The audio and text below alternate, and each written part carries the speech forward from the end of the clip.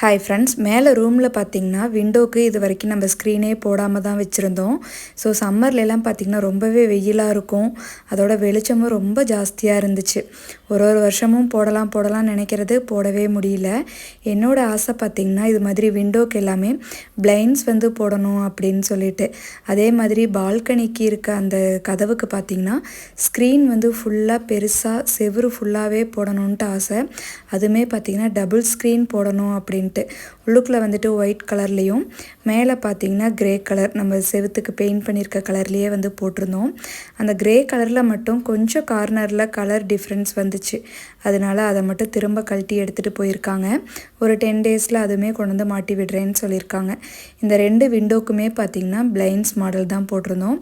எனக்கு ரொம்ப பிடிச்சிருக்கு. பார்க்குறதுக்கு எப்படி இருக்குன்னு சொல்லிட்டு மறக்காமல் கமெண்ட் பண்ணுங்கள். ஓகே ஃப்ரெண்ட்ஸ், எனக்கு இன்றைக்கி டே இப்படி தான் இருந்துச்சு. நம்ம நாளைக்கு இன்னொரு வீடியோவில் பார்க்கலாம்.